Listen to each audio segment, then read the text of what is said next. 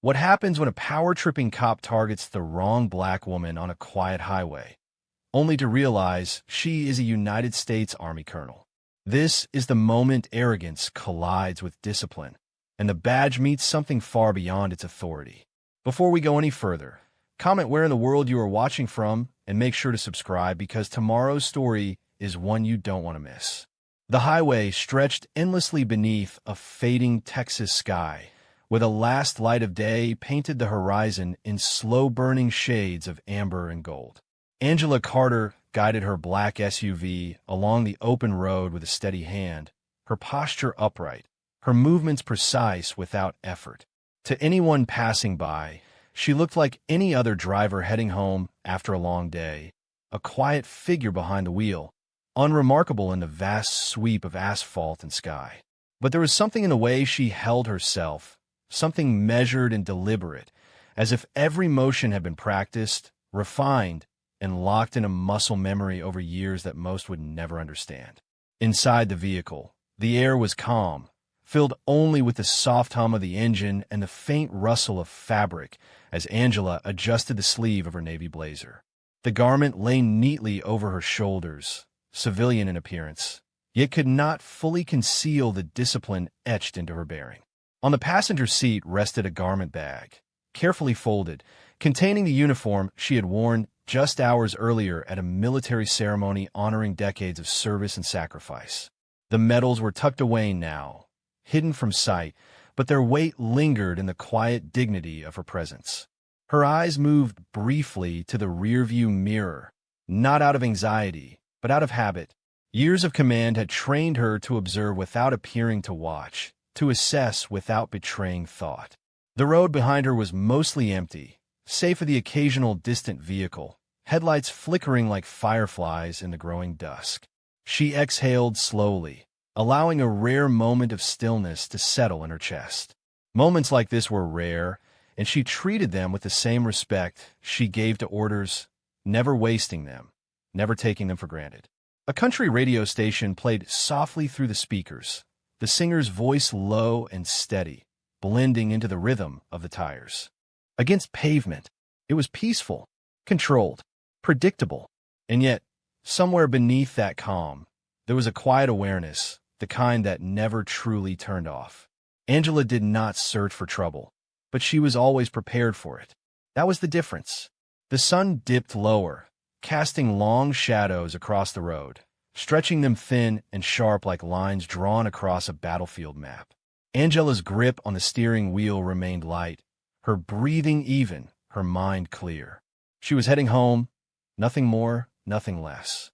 And for a brief moment, the world allowed her to simply exist, not as a rank, not as a title, but as a woman driving through the quiet end of a long day. It was the kind of silence that felt earned, the kind of silence that never lasted. It was the kind of silence that never lasted, and it broke without warning in a burst of red and blue flashing across Angela Carter's rearview mirror. The lights cut through the dimming evening like a command rather than a request, sharp and insistent, filling the interior of her SUV with pulsing color. Angela's eyes lifted, steady and unreadable, locking onto the reflection. For a fraction of a second, nothing in her posture changed. Then, with the same measured control she applied to every situation, she eased her foot off the accelerator. Her signal clicked on, a soft, rhythmic tick that contrasted with the aggressive strobe behind her. She guided the vehicle smoothly onto the shoulder, tires crunching against gravel as the SUV came to a precise stop.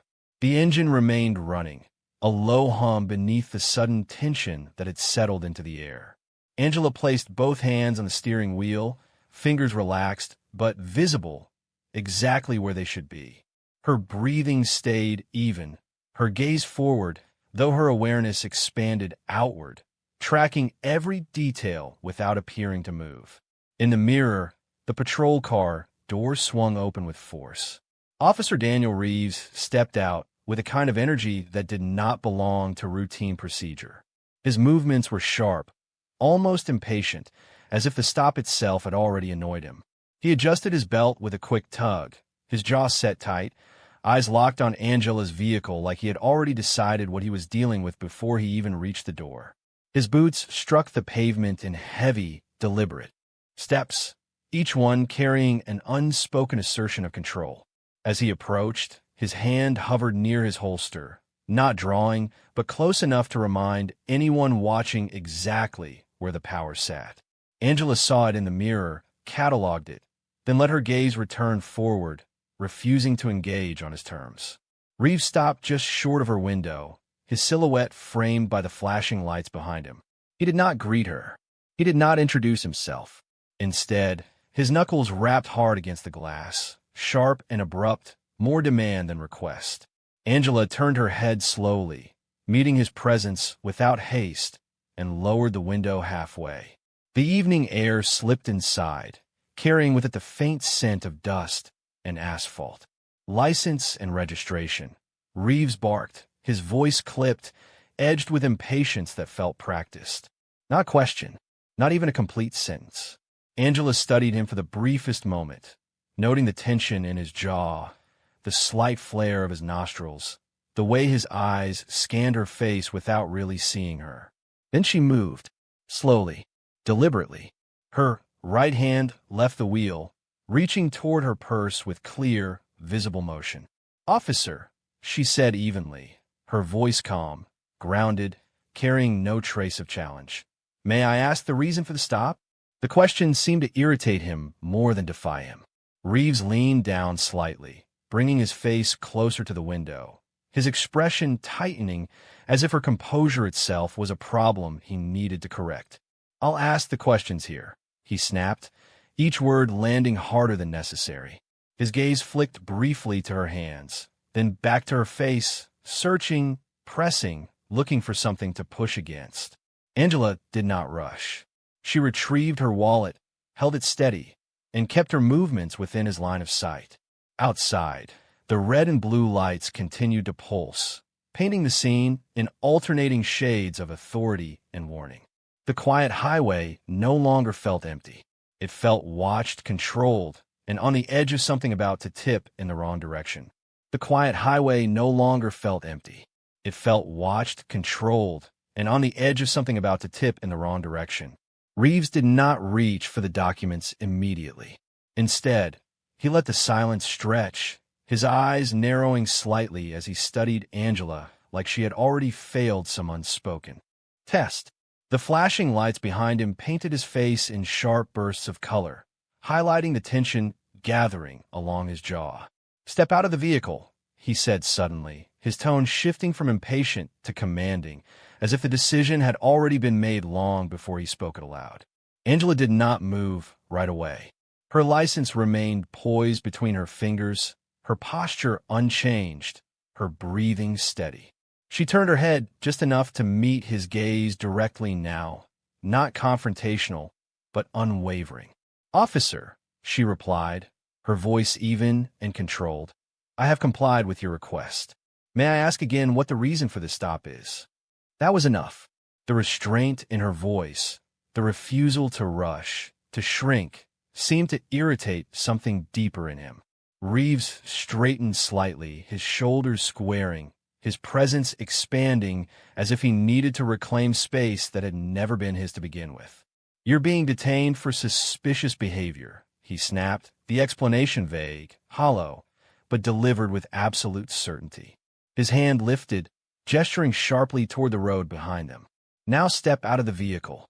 Angela's fingers tightened just slightly around her license, a small, controlled reaction that vanished as quickly as it appeared. She had heard that phrase before. Suspicious behavior.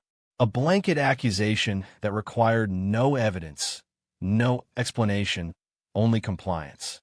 Slowly, deliberately, she placed her wallet back onto the center console. Every movement remained visible, intentional, leaving no room for misinterpretation. Then she opened the door. The hinge creaked softly as she stepped out onto the gravel shoulder, her heels finding stable ground with practiced ease. She stood upright immediately, shoulders back, chin level, hands relaxed at her sides but clearly visible. There was no hesitation in her stance, no uncertainty, only a quiet, grounded presence that did not match the narrative Reeves was trying to impose. He circled her as she stood there, his boots crunching against the gravel, his eyes scanning her from head to toe with a kind of scrutiny that lingered too long, too deliberate. He was looking for something, anything, to justify the escalation already underway. "Turn around," he ordered. Angela complied without argument, pivoting smoothly, her movements precise. Reeves stepped closer now, close enough that the space between them felt intentionally invaded. His hand hovered near her wrist, not yet grabbing, but ready, testing boundaries. "You got anything in the vehicle I should know about?" he pressed, his voice lowering slightly, edged with suspicion that seemed more assumption than inquiry. Angela kept her gaze forward, her expression calm, almost distant. "No, sir," she answered, each word clear, measured. Reeves let out a slow breath through his nose, the sound sharp, impatient. He stepped even closer, his shadow falling over her as the lights continued to pulse behind them. "We're going to find out," he muttered, more to himself than to her, as if the outcome had already been decided. And in that moment, the imbalance of power became unmistakable. One stood rooted, disciplined, unshaken. The other pushed forward, louder, tighter, driven by something that had little to do with the law and everything to do with control. One stood rooted, disciplined, unshaken. The other pushed forward, louder, tighter, driven by something that had little to do with the law and everything to do with control. Reeves made his decision in that silence. Without another word, he stepped past Angela and moved toward her SUV, his pace quickening as if momentum itself justified what he was about to do. He reached the driver's side door, pulled it open wider, and leaned inside without asking, his flashlight snapping on despite the remaining daylight. The beam cut across the interior, sweeping over the dashboard, the seats, the center console, probing every corner with restless intensity. Angela turned her head slightly, watching him over her shoulder, her expression unchanged, though her eyes sharpened just enough to mark the shift. "Officer," she said calmly, her voice carrying across the short distance, "I do not consent to a search of my vehicle." Reeves paused for half a second, then let out a low, dismissive scoff, as if her words barely registered. "I don't need your consent," he replied, louder now, his voice carrying the kind of confidence that came from never being questioned. He shifted further into the vehicle, opening compartments, rifling through papers with quick, careless movements, each action more aggressive than the last. The soft order of Angela's belongings was disrupted in seconds. Items moved, lifted, dropped back without care. Gravel crunched behind her as he stepped out briefly, then circled to the passenger side, yanking that door open as well. The hinges protested with a sharp creak, the sound cutting through the otherwise quiet stretch of road. Angela remained where she was, her hands still visible, her posture unchanged, but there was a new stillness in her now, deeper, more deliberate, as if she had shifted into a different kind of readiness. Reeves leaned across the seats, his flashlight beam jittering as his movements grew more erratic, more forceful. "Let's see what you're hiding," he muttered, his tone thick with assumption, not evidence.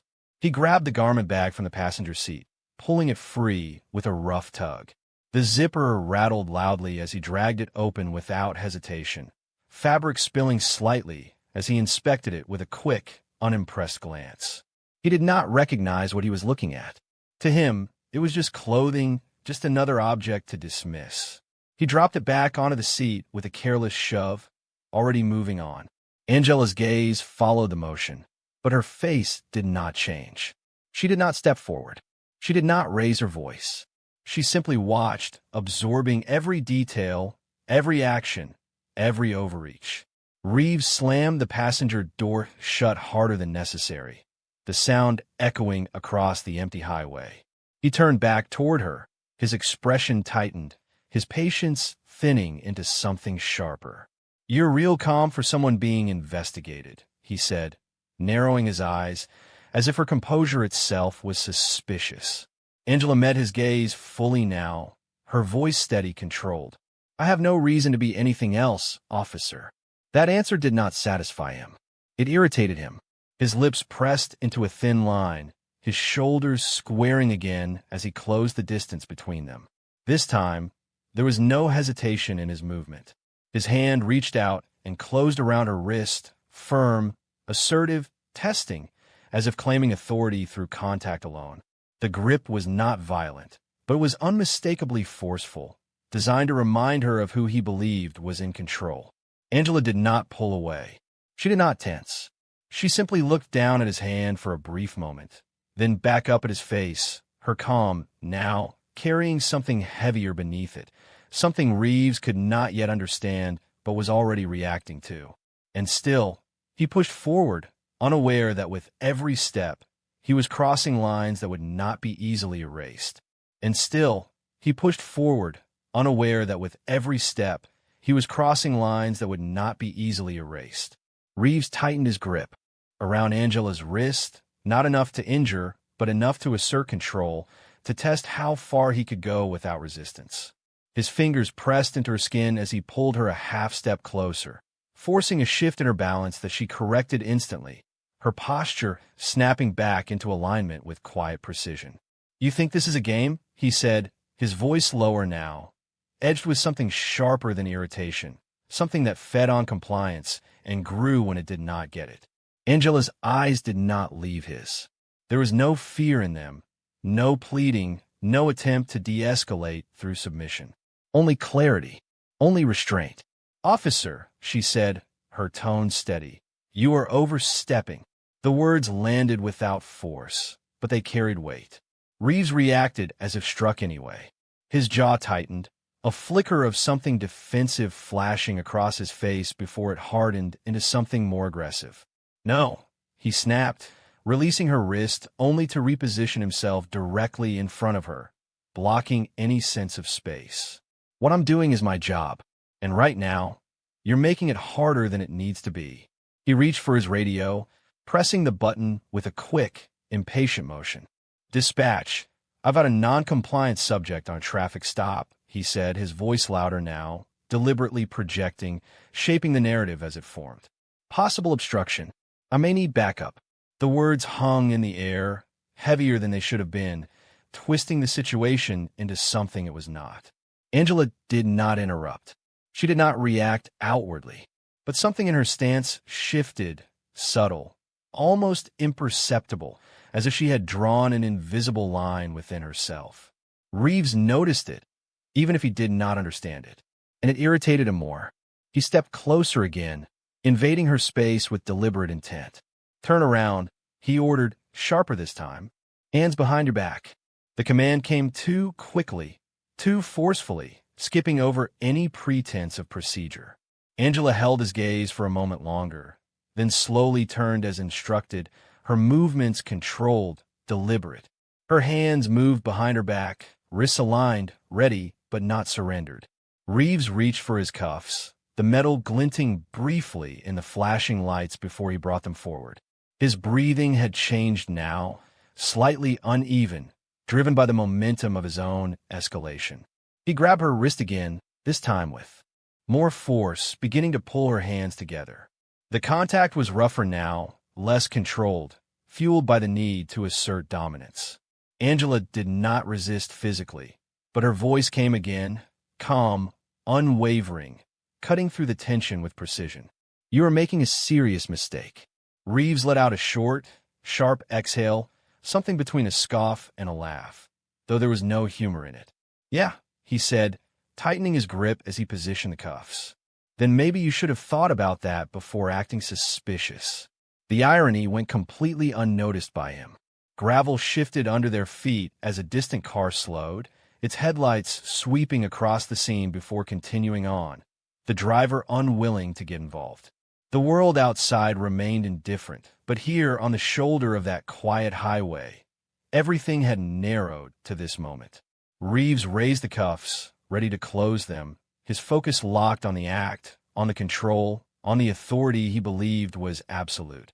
And Angela stood there, still, composed, her voice steady even as the situation reached its breaking point, her restraint now carrying the unmistakable weight of something about to be revealed. And Angela stood there, still composed, her voice steady even as the situation reached its breaking point, her restraint now carrying the unmistakable weight of something about to be revealed. The cuffs hovered inches from her wrists, the cold metal catching flashes of red and blue as Reeves adjusted his grip, preparing to snap them shut. His focus had narrowed completely, locked onto the act itself, as if completing it would validate everything that had led up to this moment. His breathing was slightly heavier now, controlled but strained, the kind of rhythm that came from pushing too far without realizing it. Angela did not move. Her hands remained behind her back, aligned, steady, but there was no submission in the posture, only control. The silence between them stretched, thick with tension, until she spoke. "Officer Reeves," she said, her voice low, precise, carrying a quiet authority that did not match the situation he believed he controlled. He paused, just for a fraction of a second, the sound of his name catching him off guard before irritation replaced it. "You have no idea who you are dealing with." The words were not loud. They were not dramatic, but they landed with a clarity that cut through. The noise of the flashing lights and the hum of the engine still running behind them. Reeves let out a short breath through his nose, something between amusement and disbelief, his lips curling slightly as if he had heard variations of this before and dismissed them all the same. "Oh, I got a pretty good idea," he replied, his tone dripping with sarcasm. "Another person who thinks the rules don't apply." Angela's gaze remained forward, her posture unchanged, but her next words came even more measured, each syllable placed with intent. "This is your last opportunity to step back and correct this." The warning was clear, unmistakable, but delivered without threat, without emotion, as if it were simply a statement of fact. Reeves shook his head slowly, a faint, disbelieving smile pulling at one corner of his mouth. He leaned in slightly, close enough that his voice dropped, edged with quiet mockery. "You hear that a lot, do you?" he said.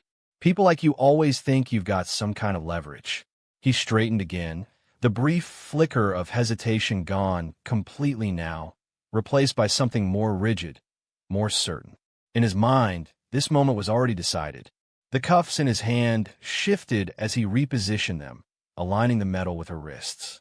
"Here's what's going to happen," he continued, his voice firm, final. "You're going to cooperate, or I'll make you." Angela did not respond immediately. The silence that followed was not empty. It was deliberate, controlled, the kind that carried weight without needing volume. Then, quietly, she spoke again. "I am Colonel Angela Carter, United States Army." The words settled into the space between them, calm and undeniable. For the briefest instant, something flickered across Reeves' face, something uncertain, something that did not fit into the version of events he had constructed. And then it was gone. He let out a sharp, dismissive laugh, shaking his head as if brushing off something absurd. "Sure you are," he said, the sarcasm heavier now, almost eager. "And I'm the governor." He did not ask for proof. He did not pause. Instead, he made his choice. With a decisive motion, he brought the cuffs forward, closing the distance between metal and skin, sealing his decision with the same careless certainty that had driven him from the beginning. In that moment, he did not just ignore the warning. He erased it entirely, stepping past the last chance he had to walk away, unaware that the consequences had already begun to move toward him. With a decisive motion, he brought the cuffs forward, closing the distance between metal and skin, sealing his decision with the same careless certainty that had driven him from the beginning. The first cuff snapped shut around Angela's wrist, the sound sharp, final, echoing faintly across the empty stretch of highway. For a fraction of a second, everything seemed to hold in place, as if the world itself paused to register what had just happened. Then Angela moved, not with force, not with panic, but with precision. "Stop," she said, her voice no longer just calm, but commanding, the kind of tone that did not ask to be heard, it expected it. Reeves hesitated. It was subtle, almost imperceptible, but it was there. His hand, still holding the second cuff, hovered in midair. Angela turned her head slightly, just enough for her voice to carry directly to him. "You will remove that cuff," she continued, each word measured, deliberate, leaving no room for interpretation. "And you will listen carefully." Something in her voice had changed. It was no longer the voice of someone being detained. It was the voice of someone used to giving orders that were followed without question. Reeves' grip tightened reflexively, but his confidence did not return. It faltered, just slightly. Angela shifted her stance, not pulling away, not resisting, but adjusting in a way that subtly reclaimed her balance, her presence expanding rather than shrinking. "My name is Colonel Angela Carter," she said again, slower this time, letting the words settle fully. "United States Army. Command Authority, Joint Operations Division." The title did not sound like a claim. It sounded like fact. Reeves blinked, the reaction automatic, his mind scrambling to reconcile what he was hearing with what he believed he was seeing. The flashing lights behind him seemed harsher now, the rhythm louder, filling the silence that followed. Angela continued, her tone unwavering. "You are currently detaining a senior military officer without cause, conducting an unlawful search, and applying restraints without justification." Each statement landed heavier than the last, not raised in volume, but sharpened in clarity. "I am instructing you to contact your supervisor immediately and verify my identity through military channels." Reeves' mouth opened slightly, then closed. The words he had been ready to use no longer came. His gaze flicked from her face to the cuff on her wrist, then back again, as if the metal itself had suddenly become evidence against him. The certainty that had driven him moments ago began to fracture, thin cracks forming beneath the surface. "You," he started, but the sentence did not finish. Angela turned just enough to meet his eyes fully now. And for the first time, there was something unmistakable in her expression. Not anger, not fear, authority, the kind that did not need to be proven, only recognized. "Call it in," she said quietly. Reeves swallowed, the motion visible in his throat. His hand lowered slightly, the second cuff no longer poised to close. The radio on his shoulder suddenly felt heavier, more significant. Around them, the highway remained still, indifferent, but the space between them had changed completely. The balance had shifted, and Reeves knew it. Without another word, he reached for his radio, his movements slower now, less certain, as if every action carried weight he had not considered before. The moment he pressed the button, the illusion of control he had been holding on to began to slip, replaced by something colder, something far less comfortable. Doubt. Doubt settled into Reeves' chest like a weight he could not shake, and for the first time since stepping out his cruiser, his movements lost their edge. His thumb pressed against the radio button, but his voice did not come immediately. It caught, stalled somewhere between authority and uncertainty. "Dispatch," he began, then stopped, his eyes flicking back to Angela as if hoping, irrationally, that she would undo what had already been set in motion. She did not move. She did not speak. She simply stood there, one cuff secured around her wrist, the other hanging uselessly from his hand, her presence now filling the space with a quiet dominance that made the flashing lights feel smaller, less significant. Reeves swallowed again, forcing the words out. "I need verification, military identification, name Angela Carter. Colonel." The response did not come instantly, but when it did, it cut through the static with a clarity that left no room for interpretation. The dispatcher's tone shifted, sharp, alert. "Unit, confirm. Did you say Colonel Angela Carter, United States Army?" Reeves' grip tightened on the radio. "Affirmative," he muttered, the word sounding foreign in his mouth now. A pause followed, longer this time, filled with background noise, voices overlapping faintly on the other end. Then a different voice came through, higher authority, colder. "Unit, stand down immediately. Do you understand? Stand down. You are instructed to release the individual at once and await supervisory response." The words hit harder than any confrontation could have. Reeves' shoulders stiffened, then slowly dropped, the fight draining out of him in real time. The certainty was gone. In its place was something raw, exposed. He looked at the cuff around Angela's wrist again, and this time It did not feel like control. It felt like evidence. His hands moved quickly now, not with confidence, but with urgency. I'm removing the restraint, he said, his voice lower, stripped of the sharpness it once carried. The key fumbled slightly in his grip before finding the lock. The cuff clicked open, the sound softer this time, almost swallowed by the air around them. Angela lowered her arm slowly, rubbing her wrist once, not out of pain but acknowledgement. She did not rush. She did not step back. She remained exactly where she was, her composure untouched, her gaze steady on him. In the distance, another set of headlights approached, then the unmistakable shape of a second cruiser pulled in behind Reeves' vehicle. Gravel scattered as it stopped, and a senior officer stepped out, his posture rigid, his expression already set with the kind of awareness that meant he knew exactly what he was walking into. Reeves took a step back, then another, as if creating distance could somehow lessen what had already happened. The senior officer approached Angela first, his tone respectful, measured. "Mon, Colonel Carter, I apologize for this situation." Angela gave a single, small nod. No dramatics, no raised voice, just acknowledgement. The officer then turned to Reeves, and whatever passed between them did not need to be loud to be understood.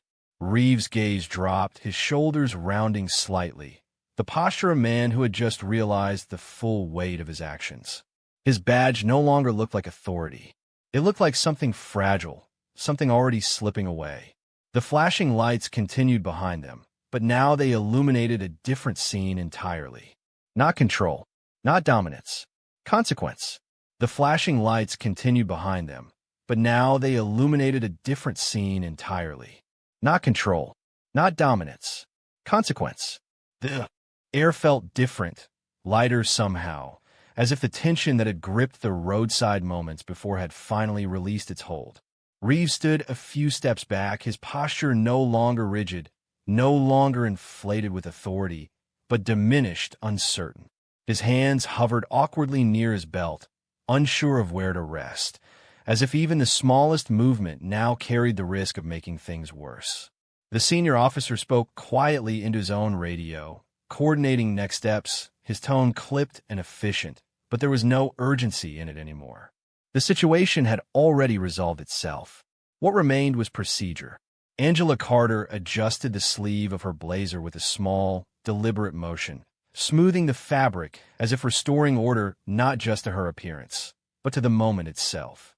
The faint imprint of the cuff had already faded from her wrist, leaving no mark strong enough to define her. She turned slightly toward the senior officer, her posture straight, composed, the quiet authority she carried now fully acknowledged by everyone present. "Thank you," she said, her voice calm, measured, not seeking validation, simply marking the close of an unnecessary disruption. The officer nodded respectfully. "Ma'am, a formal report will be filed. This will be handled." Angela held his gaze for a brief moment, then gave a small nod in return. She did not ask for details. She did not need to. The outcome was already clear. Behind them, Reeves remained still, his eyes lowered, the earlier certainty completely gone. There was no confrontation left in him, no argument to make, only the slow, unavoidable realization of what his actions had set into motion. He did not speak. He did not look up. The silence around him felt heavier than any reprimand. Angela turned back toward her SUV, her steps steady, unhurried. The gravel shifted softly beneath her heels as she reached the open door, the interior of the vehicle still holding traces of disruption from the search. She paused for a moment, her gaze moving across the space, then began to restore it with quiet efficiency, placing items back where they belonged, closing compartments, straightening what had been disturbed. Each movement was controlled, precise, a reflection of the discipline that defined her. When she finished, she settled into the driver's seat, her hands returning to the wheel with the same calm certainty as before. For a brief moment, she looked ahead at the road stretching out before her, the horizon now darker, the last light of day giving way to evening. Then, without ceremony, she started the engine into motion, eased the vehicle back onto the highway, and drove forward. No ruse. No lingering glance in the mirror. The patrol lights faded behind her, shrinking into the distance until they were nothing more than faint pulses against the night. The road opened once again, quiet, steady, uninterrupted. Inside the vehicle, the same soft hum returned, the same sense of control, of balance. Angela Carter drove on, not as a victim, not as a spectacle, but as what she had always been. Composed, unshaken, and far beyond the reach of those who had tried and failed to define her.